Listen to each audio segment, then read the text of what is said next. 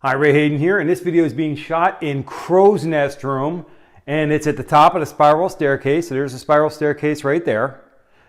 This is the only way in or out of this particular room area. This is the catwalk around the top of Crow's Nest, and if we look down there, we can see the top of the fan. I've removed the fan blades, and I replaced that fixture there with some very, very bright lights to really brighten up Crow's Nest Room down there below. And that ladder, I don't know if you can see it very well or not, the top of that ladder is at 8 feet. So I think it's about 15 feet up to where we're at now. I just want to add another note about Crow's Nest here is we have this nice vent to blow some cool air at us if we're up here so we don't just roast. Now another thing I want to point out is that I'm up here at the new property taking care of a couple of projects. The first one is the well. I'm pointing at it like you can see it. Funny.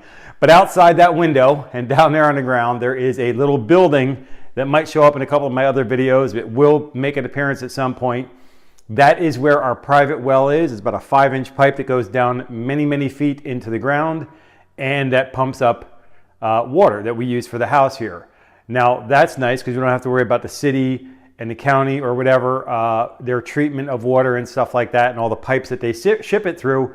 But we do have to actually treat our own water. And the reason why I'm up here is because the water's fine. It's got a softener on it, it's being pumped up, it's got good pressure on it and all that. The problem is it stinks. It smells like sulfur. So I'm up here for the gentleman to install a sulfur filter. It's kind of a hands-off device. Once they've turned it in, the only thing you have to do is have it inspected every so often and then replaced, or serviced about every 10 years or so. But anyways, we're pretty good at the people who have been working with our well so far, and we will continue to do work with them. We've discovered over the years that when you find somebody that does good work, you pretty much need to latch on to them and hang on tight.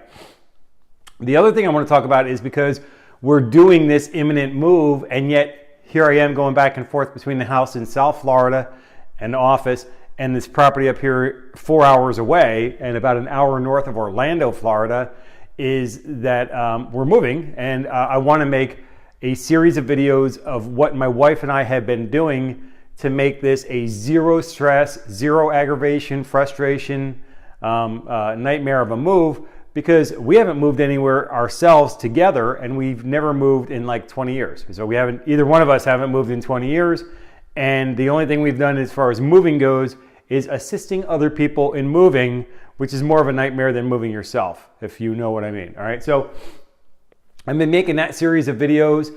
I am going to make a video to deal with that well and discuss what that situation is out there. This device the device that they're going to use, it's well known in Florida. I mean, like all the cities and the counties and everything will treat your water anyway, so it doesn't smell like sulfur and such.